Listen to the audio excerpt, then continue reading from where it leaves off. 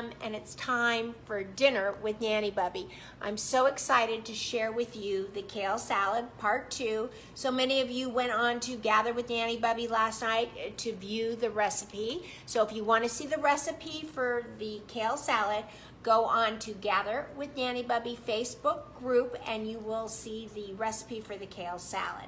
So I gave you just a little bit of history for that kale salad yesterday, which was that my husband and I go back to the Wynn Hotel every year in July for our anniversary.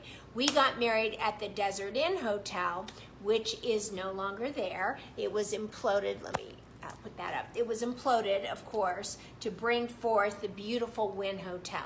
So it's as sentimental as we can get is to now. We used to go back to the Desert Inn every year. Now we go back to the Wynn every year. Hey there, Brenda. Hey, Teresa. Merry Christmas. So happy you're here. We're going to finish making that kale salad, and I'm so excited. And Sunny's Baking Escape is over here on Instagram. Hey there, Sunny, Natalie. I'm so glad to see you. One of these days, very soon, we're going to have Natalie on, who we know is Sunny from Sunny's Baking Escape, to talk about carrot cake with us. But let me finish this story really quick. Hey, Heather, how you doing? Merry Christmas to everybody. So one year we went back to the Wynn Hotel, and we went to SW Steakhouse, and they had a new salad, and the salad was kale salad, and I ordered it, and it was delicious. And I came home, and for the next week or two, thank you guys, thank you, for the next, oh, you worked as a VIP at the Desert Inn Hotel, that's amazing. Hey there, hey Susan, how are you? So happy you're here, talking about the kale salad. But anyway, after we ate it, I just came home and remade it and played with it because I had to be able to make that salad. And honestly, when I was done, I will tell you that it's actually better than the SW Steakhouse salad. Hey Debbie, thank you for being here. So let's move on to the kale salad. But before we do, I just want to give you a tip. I talked about this on Sunday, but it's so important. Oh my God, everybody's giving me such love over here on Facebook. How about you guys over here on Instagram? Some thumbs up, some waves, some hellos, some interaction. Facebook is like jumping at it right here. So got to get Instagram on. You guys are amazing. So look, this is an orange. These were given to me. It's California orange. It's beautiful. And I will tell you that during this time of year, which is normally flu season, now soon to be flu and COVID season, that the best source of vitamin C is in this orange. Now, unfortunately, I have gloves on right now because I'm about to make this salad, and you're going to see there's a very, very messy part of making this salad, so that's why I've got the gloves on. But I'm telling you, the highest value of vitamin C is contained right here in the skin of an orange. And if you dig in and you start peeling that orange, what you're going to find, and you can probably see it really well on these gloves, can you see just how the moisture that gets out of the zest of that orange? And it is a high concentrate of vitamin C. Hey Jordan, nice to see you. Merry Christmas. And so as you continue to peel this orange, hey Lindsay, the largest source of vitamin C is getting into your largest organ, which is your skin, your epidermis. And this vitamin C will protect you. And you want to give this to your children. You want to give them tangerines to peel, oranges to peel, grapefruits to peel. Tangerines for children are so easy to peel. And that source of vitamin C is being absorbed into their skin, and it is protecting them from cold season, flu season, COVID season. And so I can't say it enough. Peel your oranges, rub it all over your skin. Again, I've got gloves on right now because I'm going to show you a very messy part of this kale salad. But I really want you to get used to peeling your oranges and grapefruits and just diving in, rubbing it all over your hands, rubbing it on your forehead, wherever it is that you need to rub this skin. Rub it and absorb that zest and that vitamin C. It's so healthy for you and so good. So that's tip number 1. All right. I just don't want to forget to tell you that, and I can't say it enough because I want you all to be safe, healthy, and here for days and days and days and days and weeks and months and years to come, so we can all cook dinner together.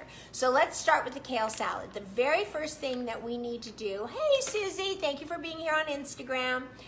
Just talking about finishing up this kale salad. So the first thing we did yesterday is we cut the kale salad. And here's a bag of the kale salad. As you can see, let me open it up. You can see it right there. Actually, that's a good shot on Instagram right there.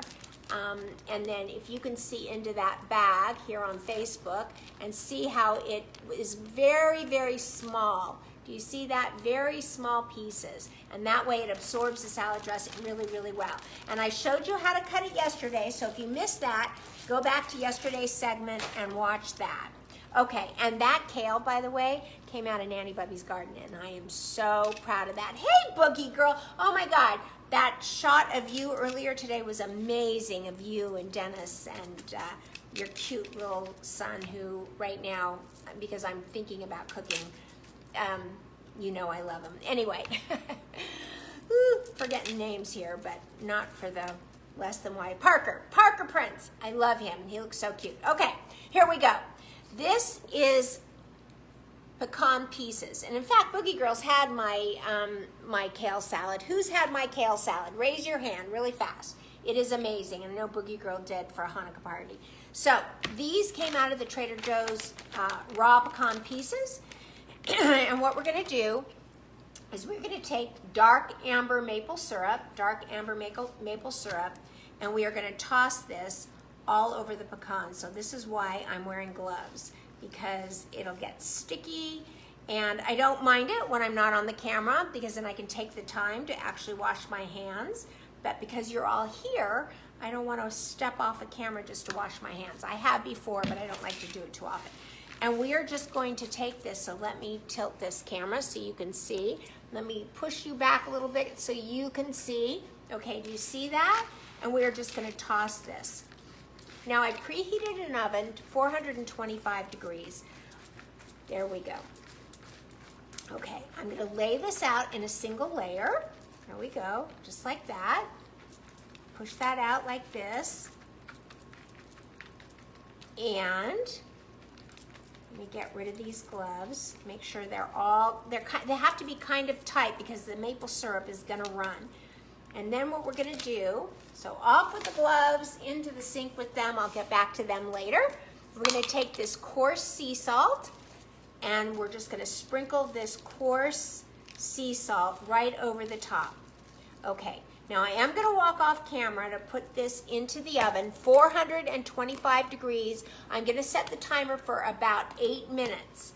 And then I am going to, this iPad keeps quieting itself. It goes to auto off, so I have to keep pushing it. Okay, so I'll be right back. I'm going to stick this in the oven. Now, what I normally do is I keep my nose on alert. And by nose on alert, what I mean is the minute I can start to smell the pecans cooking, that tells me that they're done. Hey, Glory, nice to have you here. We're making that kale salad. And if you didn't see how to cut it, tune into yesterday's segment, and that explains how to cut it. So I'm going to set this timer, because if I'm talking to you, I do not want to forget that the pecans are in there, because once they hit a certain level, they start burning really fast. So we're going to give it about 8 minutes, and then I'm going to go get them.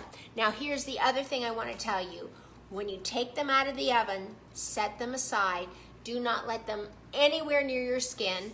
Reason why is that if that hot maple syrup gets anywhere near your hands, it is going to take your skin right off. Even in the recipe that I posted last night, it said look out for those hot maple syrup pecans, because they will take your skin off.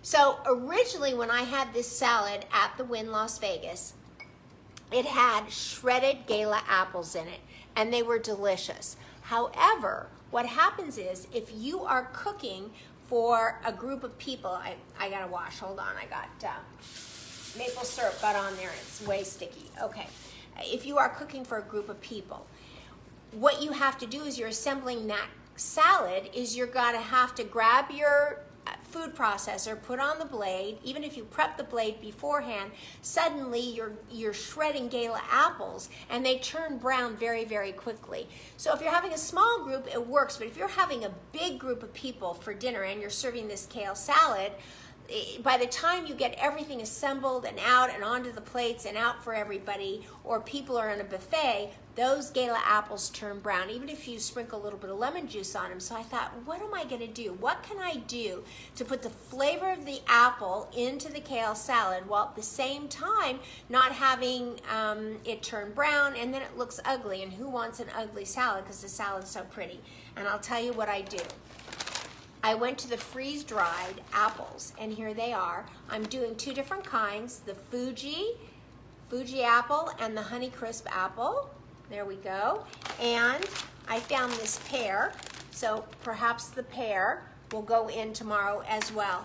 And I open it up and I just crumble it. And what happens is it adds just the most amazing crunch along with the maple syrup candied pecans into that salad. There's a crunch, there's just a layer of flavors all over that salad.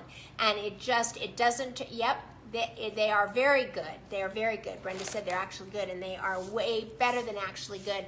And when they're layered into the salad and the salad dressing, believe me. And normally in the winter, I will add orange sections into the kale salad because I really want to protect people with the vitamin C, my guess. So I will add orange sections in the winter as we get into January, but over the holidays, I actually add pomegranate seeds right in here and also cranberries because a beautiful green salad with the red in it for this time of year just is amazing. And yeah, pineapple would also make a lovely addition, but you don't want to make it too sweet, Brenda, because there you go, I know, it's just amazing. Because when I show you what you're gonna put in your salad dressing, you're gonna have a very sweet salad dressing, a very sweet candied pecan, and so pineapple I really fear would be more sweet than tart. The really great things about these apples, the freeze-dried apples, is they're really tart. So you get a really, really great tartness with a little bit of sweet, as opposed to pineapple would be very sweet. So I think I might say not to do that actually. So, okay, so that's what goes into the salad, as well as, so let me just grab this really quickly. Parmesan cheese goes into the salad as well. So as you know, I always say do not buy grated Parmesan cheese because there's stabilizers in every grated Parmesan cheese in the market, even Whole Foods, and nobody needs to be eating stabilizers. And I get so aggravated because I want to know who somehow in the American market decided that if we would not buy Parmesan grated if it clumped together, that we couldn't just stick our fork in it and unclump it. And so somebody came up with stabilizers and now everybody uses it. So I say just hook up your food processor, throw the Parmesan cheese into the food processor with a blade and just grate it up. So I sprinkle the Parmesan cheese into the salad. Hey, Roseanne. Oh, your husband can't eat kale. I remember that. What type of lettuce would I recommend? That's a good question. So let's see. I don't know. What do you use instead of kale? Spinach. I think this would make a great salad with spinach. Great salad, but you don't want to cut up that spinach because it will wilt very quickly with the dressing, so you don't have to go through the trouble of chopping the kale like this. Kale is very, very tough and spinach isn't, so this would make a great spinach salad as well for that piano playing husband of yours, Roseanne. I remember that from last year. So then on top of every plate or on top of the salad, depending on how you're serving it, after you sprinkle this Parmesan in it, you're going to do the Parmesan oh my gosh, what do we call these? Shavings. And you just take a vegetable shaver like this, and you're just gonna take off shavings, and you're gonna sprinkle those right on top of the salad. So I make a lot, and I will fill this bowl with lots of shavings, and then I will sprinkle a little bit of shavings on every plate if I'm plating for everybody, and if not, then I will just sprinkle these right on top of the salad if we're just hitting the buffet. So it just depends how many people I'm having. For Christmas tomorrow, we're just a small group, so we will probably plate it and not have a buffet. So Okay, I'm starting to smell these pecans, so you're gonna have to give me 1 minute because I do not want them to burn. So I'm walking off camera, but give me some thumbs up if you can still hear me. Oh my gosh, they really are starting to smell, so let me grab these. Yep, okay. There we go. So, there we go. Can you see that? There's a couple of toasty ones that I can easily pull out, but not now, because I don't want to lose the skin on my hand, right? So we're going to take these, and I'm going to tilt them so the maple syrup comes back into it. I'm going to set these over here to cool, and then I will show you how easily they come up. So back to the Parmesan. Back to the Parmesan. So we're going to do shaved Parmesan on top. We're going to do the grated Parmesan sprinkled into the salad with the apples, the pomegranates, the cranberries. Of course, those are only during the holiday, and some orange sections during the winter months for sure. But normally just the apples and the pecans, and that's just about it. Okay, so let's make the salad dressing. Come over here.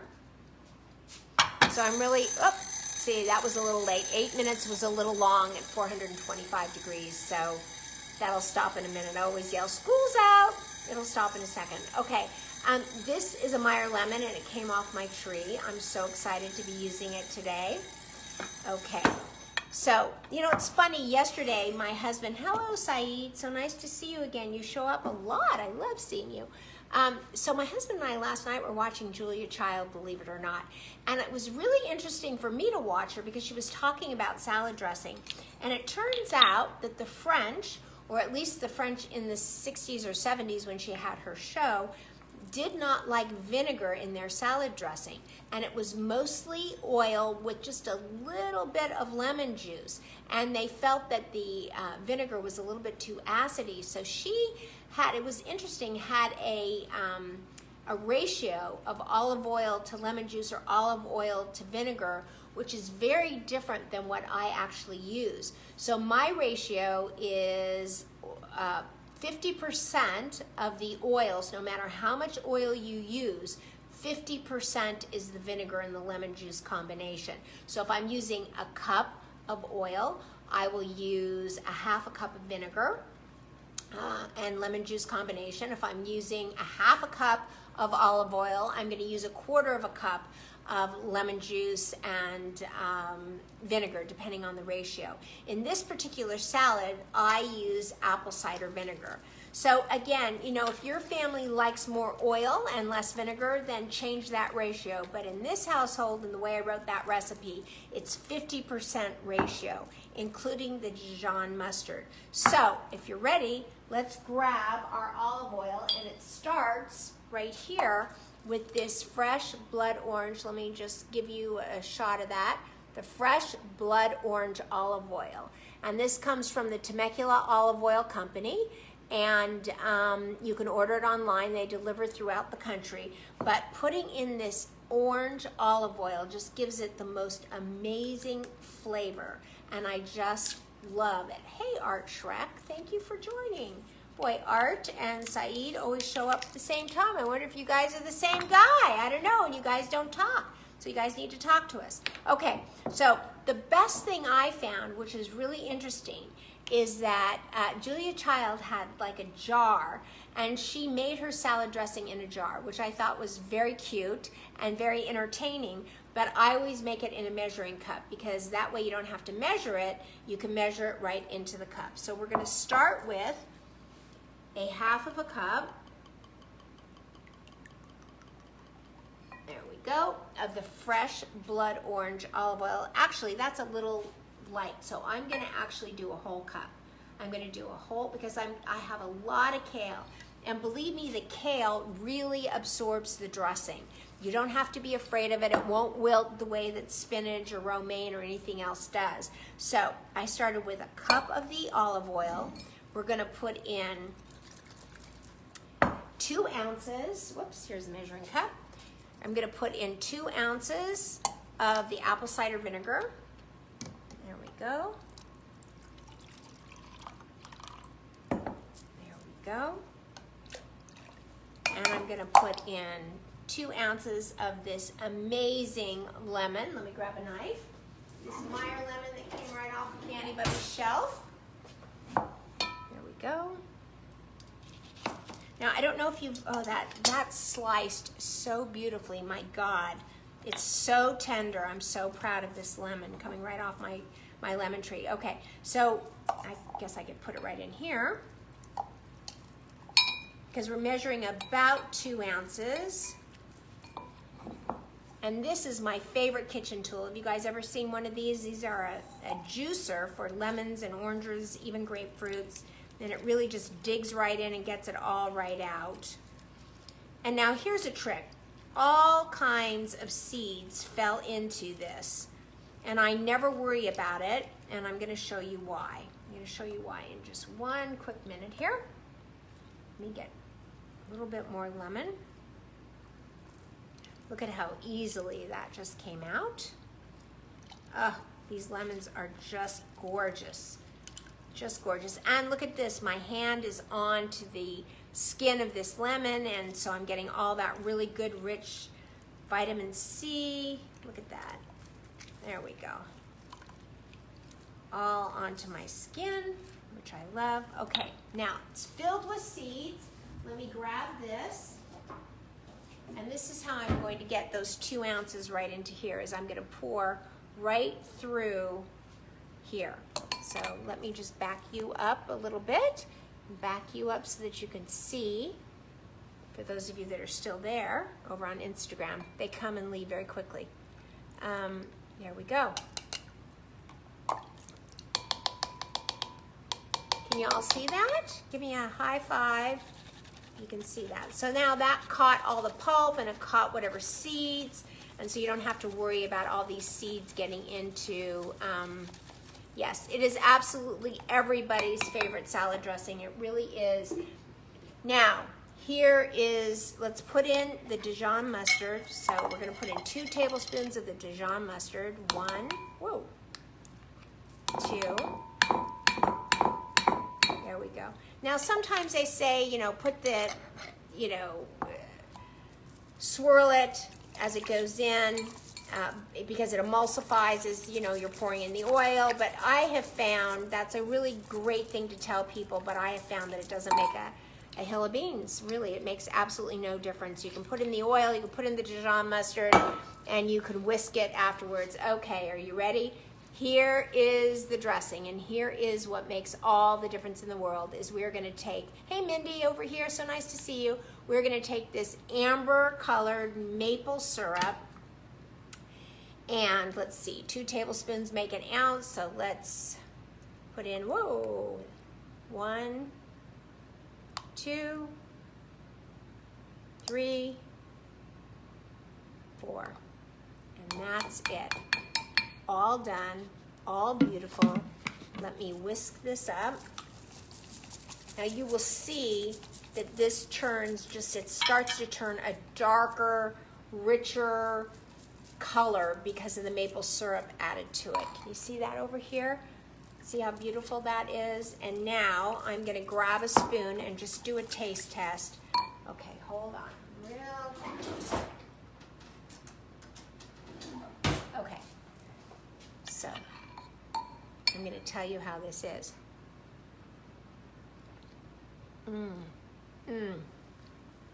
That is so delicious.